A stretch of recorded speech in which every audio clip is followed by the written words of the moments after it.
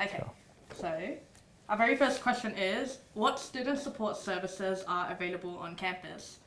There's quite a few student support services available on campus. A lot of mental health support, especially during those periods of exams, which come with a lot of stress. We've got the CEO office, which is the Careers and Employability office at the University of Sydney's Business School. So for commerce students such as myself, it can often be quite competitive to land graduate offers and internship offers. And the CEO office goes through your CV. They give you mock interview practice and a lot of other different workshops that can enhance your employability. We've also got an Aboriginal and Torres Strait Islander support service program, as well as a few other different services around campus. If you want to find out more information about any of these, all of them are located on the University of Sydney website. What clubs and societies can I get involved in? Well, so the University of Sydney actually offers more than 200 plus clubs and societies. So for instance, I'm a dental student and I'm involved with Sydney University's Dental Association. What clubs and societies are you involved in? Yeah, thanks, Sarah. So I am a director at the Sydney University Business Society. This is the largest society at University of Sydney with 12,073 members. And we organise networking events for students with our sponsors. We organise events such as university parties and university camps and things like that. So our next question is, how do exchange and overseas studies work? So in terms of exchange and overseas study, we've got the Sydney Abroad team at the University of Sydney. And Sydney Abroad is the office that looks after all these different programs, and they run information sessions on a very regular basis to guide you through things like your application, how you write your expression of interest in your application, what sort of things you need to be aware of when going on exchange, including any financial considerations, including considerations around what subject you're studying. And they also guide you through different programs and partnerships that USYD has. And we've also got new partnerships with universities such as the New York University in the United States. And once again, we've got tailored advice on what can make us stand out as an applicant there.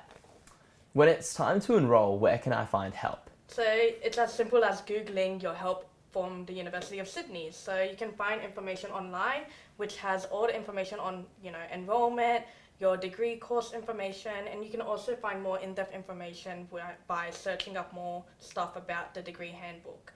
Right, I think this is a pretty good question.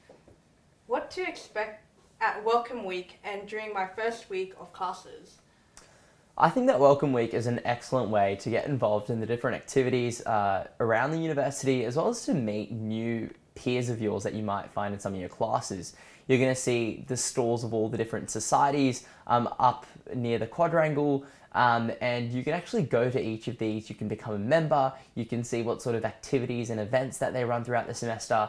The second thing, you've also got things like speed dating at different faculties around the university. So the business school offers a half an hour session where you can actually meet new people and chat to them and have a few different icebreakers. And I think that this is a great way to make friends around campus. My personal favorite thing during Welcome Week is actually the freebies given out. So we've got a lot of companies that come. In the past, we've had chewing gum given out, razors, iced coffees, pens, a lot of different cool things. And in terms of your first week of classes, you're going to quickly get used to the university life, which can be quite different to high school. You're going to have lectures that are typically 2 hours a week. You're going to have tutorials that are 1 hour a week. And a lot of it will be actually understanding the structure of how universities run. So it's really absorbing and adapting to the new lifestyle that you're going to be a part of for the next 3, 4, 5 years. How do you plan out your study week and prep for exams? Well, personally for me, I like to always stay updated with my coursework and make sure I don't fall back behind, because we all know what really happens when you fall back behind. So basically when a lecture comes out, I try my best to attend it, make sure I prepare my notes and look at the learning objectives, and from that I really structure my notes so that I'm prepared for my midterm exams and my finals. I think this is the best question we have. Where are the best places to eat here on campus? I'm quite biased because I've got the Wentworth food court right next to the business school, but the Wentworth food court has so many different options. You might be craving a kebab or a HSP. You could be wanting to have a bit of Indian, maybe you want Mexican. A few other places that are campus favorites of a few of my friends include Courtyard. Courtyard's a cafe that's located near the quadrangle, so yeah, make sure you go and check them out. What are the best study and hangout spots on campus? Well, personally for me, I love to study here at ABS, the Abercrombie Business School. In terms of hangout, I reckon going down to the quadrangle in the front lawn, just laying down there looking into the sky, and maybe going in for a quick nap at Fisher Library in our sleeping pods. I think that if you're looking for a place that's really silent and you're really focused, the Law Library is an excellent place to study as well. It's got a lot of history there. You've got this new Susan McKill building, which is in the health faculty, and there's a lot of new study pods within that building as well. In terms of general hangout spots, I personally really like the green grass in front of the law building and see a lot of people, a lot of my friends there on a regular basis. So our next question is, I won't know anyone, will I be able to make friends and fit in? Definitely. I think that the University of Sydney is such a great place where you've got people from so many different backgrounds, geographic locations that all come together.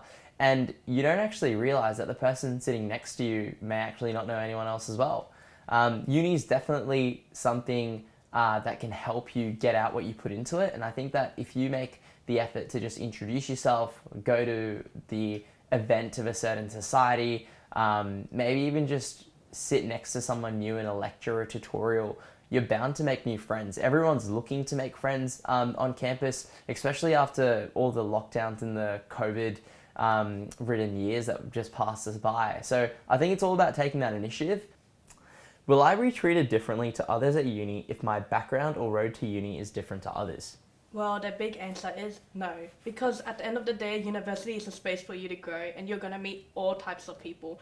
Many of us come from different pathways to enter into university, and a lot of us are also from different backgrounds. You'll meet people with different diverse cultural backgrounds, people who come from rural or regional parts of Australia, and you'll also meet international students. So everyone has their own story, and you're going to find a way to eventually get to know one another. It's just all about growing with one another, regardless of how you came into university. Because at the end of the day, you're here at the University of Sydney doing what you enjoy.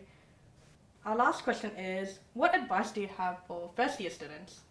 So I think that the best thing that you can do as a first year student is stay organized. University is very different to high school, and being on top of your agenda and your study schedule can actually make sure that you then have time for different societies and clubs in addition to just your academic degree.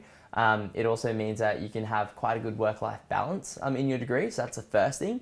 My second piece of advice is to put yourself out there. There are so many friends to be made at uni. There are so many people from around the country that come together, and I think that there are going to be so many people that have the same common interests as you, and it's really rewarding when you are confident enough to just introduce yourself or rock up to a university society event and really initiate that process of meeting new people.